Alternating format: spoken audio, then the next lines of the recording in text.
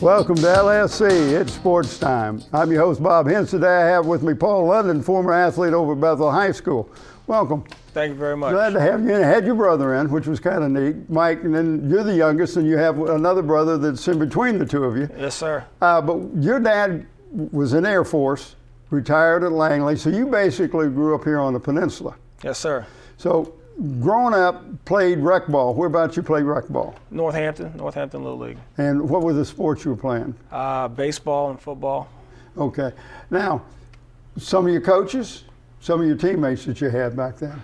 Well, my father was a coach of my baseball team, my football team, and I can remember coaches like Lonnie Elrod, Roy Harris, Tom McAdoo, Billy Hobbs. So those are some of the coaches that I played for besides my father. And some of the teammates, did most of the teammates that you had there end up going to Bethel with you for the most part? For the most part, a lot of guys that I played with in Northampton Little League and with the football side of things ended up going to Bethel High School. A couple guys went over to Hampton, but for the most part, same guys. Right, because I remember Todd Summers played in Northampton, but he moved in with his grandma or something and ended up going to playing at Hampton High School. But he said he knew everybody was on the Bethel team because he went through the Northampton League with them. So now after you're through the rec league and playing football and baseball, what were the positions you played in football, for example? Football, my sophomore year, I played JV football, and I was a tailback. And my junior year, I moved up to the varsity level, played tight end and tailback in the wishbone. We ran the wishbone offense my junior year. And then my senior year, I was a quarterback. Okay. Baseball? Baseball, I was a shortstop. Okay. Always? Always. Always shortstop. Always. And you have to have strong arm. I mean, this is probably the place that you have to have not only the most active arm, but you got to have a strong arm because you got sometimes have to go deep in the hole. Yeah, definitely. Did you ever think about pitching? Because a lot of times shortstop become a pitcher because of the strong arm. I thought about pitching for a couple times and then got on the mound and didn't work out. So then the coach thought about me playing something other than pitcher, but I think it worked out pretty well at shortstop. Okay, so then when you went to Bethel, you was over at, as a ninth grader. Played JV baseball, but didn't play football. Just didn't play football at all. Didn't play football at all my freshman year in high school. I don't know if it was burnout or whatever the case was, but I decided to focus primarily on baseball. And then again, my sophomore year, I played both sports. Well, and this is unusual because everybody I've talked to tells me what a great baseball player you were, but you got a scholarship in football and didn't play in your ninth grade year. But in your 10th grade year, you played. And talk about a little bit about some of the teammates you had when you was at the varsity level. Yeah, I mean, baseball was my passion growing up. I loved the sport, loved to practice, loved to play. So that was one of the things that I wanted to focus on my freshman year. But going into my sophomore year, decided to go out for the football team, and had a good time doing that. But my junior year, participating on varsity, had teammates like Troy Fullwood, Robbie Robinson. Who else do we have? Brian Gwaltney. Some of those guys were on the team with us. Now, in baseball, did some of these guys also play baseball? Mike Taylor's the only guy that played football that also played baseball along with me. Talk a little bit about Coach Bouchard. When I think about Coach Bouchard, I think about he's got a passion for what he does and everything he does. He's got so much energy. It was a pleasure playing for Coach Bouchard. He just brings so much passion to the game. Did he have a assistant coach when you were there? We had a couple. One I can recall offhand is Blair Wood, who was a former baseball player at Bethel as well. And he did a good job as well. So, good times back then. Good times. Well, now back then was Roger also coaching football? Was he one of the assistant coaches on football team? Wasn't he? He was the defensive back coach. So I played for him as well. I was a safety my senior year, and I was a cornerback my junior year. So, well, talk a little bit about playing for Coach Kotz. And everybody, they love him to death, but you talk about intense. Right. And I'm not talking just game. I'm talking all the time. Coach Kotz is very intense. I think that's why he's had so much success over the years. I can remember going to when my brother Michael played for him and going to some of those games and seeing him on the sideline and kind of being a little intimidated by, some of the things that were going on the sideline and thinking maybe that might be the reason I didn't play my freshman year. I was a little scared to play for him. But very intense. Again, same type of energy, same type of passion, and he's been successful. Well, let me tell you a little story about Kozlowski. When he first went over to Bethel, when they first opened in '68, I went there in 1970. He put on uniform and went out to hit with the kids. I'm saying, and the kids thought, man, this guy's crazy. But he just he's so intense and so into the coaching aspect of it that he thought, I can teach these better by showing them what I'm doing with the uniform on rather than with the pads, and Yeah, it doesn't surprise me. Although I don't know if that would be legal now, but it doesn't surprise me. Probably wouldn't be. But anyway, so you had a great run at Bethel High School, both in football and in baseball. And if you could sum up just that experience real quick, what was that like? It's more about the relationships than the wins and losses. I still maintain some of the relationships that I cultivated in high school, keep in contact with a lot of the guys I played baseball with and a lot of the guys I played football with.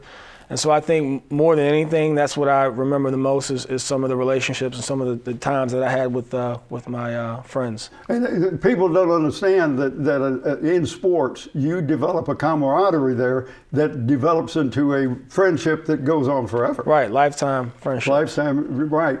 Then you get recruited. And the recruiting process is a little different than it is today. Your brother Michael's got to jump through a whole lot of hoops that you didn't have to jump through. Right. And now your second brother went to East Carolina. Where were you recruited? Primarily all ACC schools, SEC schools. I got letters from like Notre Dame and UCLA and things of that nature. But as far as being heavily recruited, it was basically SEC, ACC schools. Right. Ended up going UVA. Loved it up there. Yes, sir. Sure did. Talk a little bit about the coach up there. Coach Welsh. He's a Hall of Famer. Yes. He's a good man. I ran into him a couple months ago. Still is in good health. But again, he's one of those guys that I feel fortunate and blessed to have been able to have an opportunity to play for him. Now, he was a little different than Kaz. He wasn't as demonstrative as Kaz was, but he could still get the best out of the ball players. So a coach isn't cut and dry just this way. It can be different type of individuals. Yeah, I would say that they had a lot of similarities, and like you said, he wasn't as demonstrative as Coach Kaz, but he still demanded a high level of focus and a high level of commitment, and I think he got the most out of his players. Right. Now, your first year there, you redshirted as a freshman.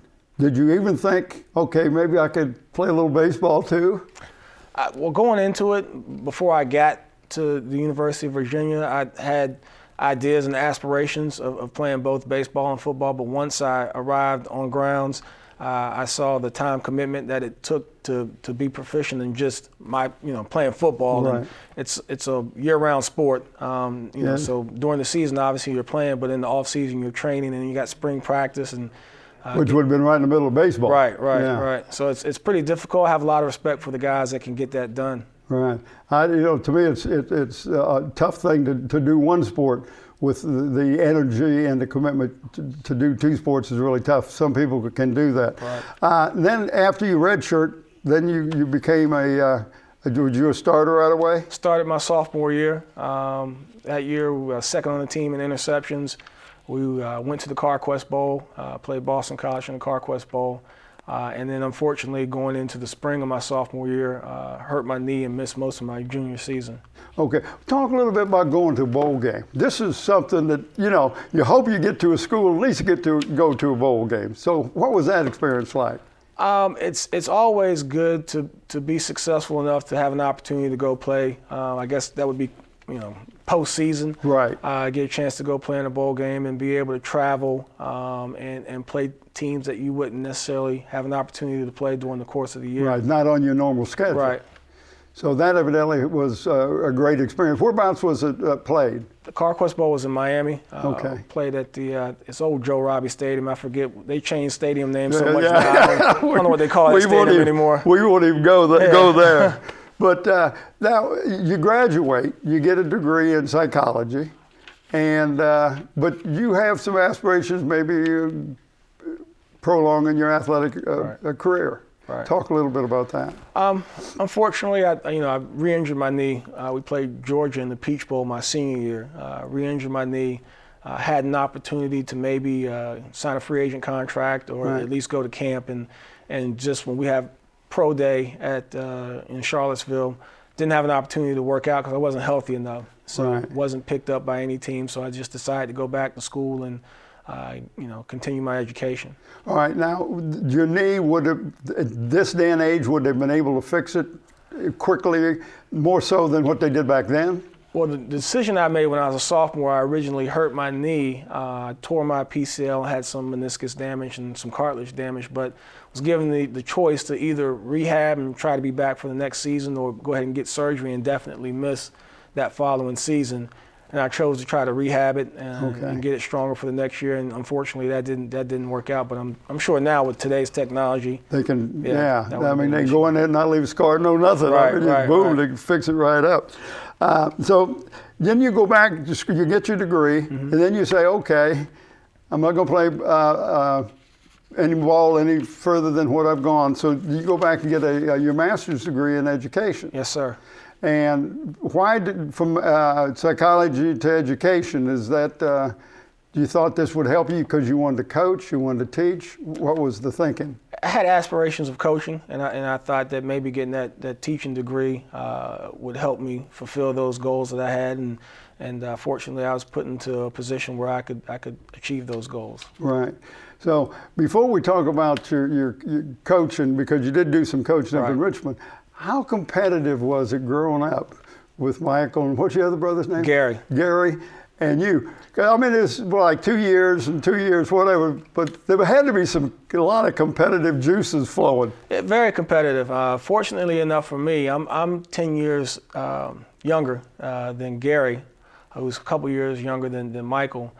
So being the baby of the family, my mom usually protected me from them. So I didn't get too involved with them. But as time went by, we would compare stats from what they did in high school to what I did in high school, what they did in college to what I did in college. So that's we always get, even to this day. Yeah, there's going to be competition with brothers. Yeah. I mean, I've got 3 of them, so I know what you're talking about. Right.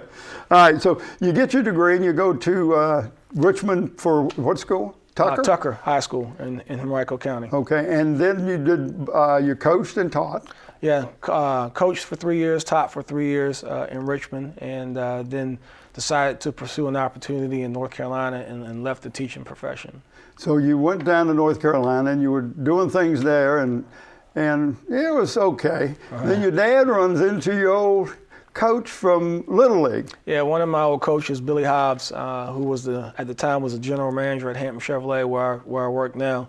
Ran into my father and asked about me, and my dad told me about the conversation, asked me if I was interested in coming back home, and I'm here now. So you're now at Hampton Chevrolet? Now at Hampton Chevrolet. Wow. So you've made a full trip to come back to the Hampton system. Let's talk a little bit, because we're going to kind of wrap this up, a little bit about how sports enable you to help you in your business, in the business field. I think being involved in sports and playing sports, it teaches you the importance of accountability, being accountable for yourself and your actions, people being able to depend on you. Also, time management and organizational skills play a big factor into sports and correlating into the business world. And determination and confidence and things of those natures. Really help me out. All right, talk just a little bit, just one more thing. I want to talk a little bit about your mom and dad and the influence that they had on you. Well, again, being involved at such a young age in sports, and my father being my coach up until I got to high school, obviously we formed a significant bond. And then again, my mother, having 2 older brothers that were involved in sports as well, she's a sports fanatic as well, even to this day. Wow. She probably watches more sports than I do. And I have a sister as well that helped, to babysat me while my parents were at work, and Right. You know, very supportive of me and my older brothers, and going to football games and baseball games and traveling and things of that nature. So I really appreciate the support that I received from my family. You sound like you had a strong family that stuck together and helped each other out. Yes, sir. Well, thank you for coming in. Thank you for having me. Thanks for tuning in to LSC and Sports Time. I want to thank my special guest, Paul London. I'm your host, Bob Hintz. Until next time.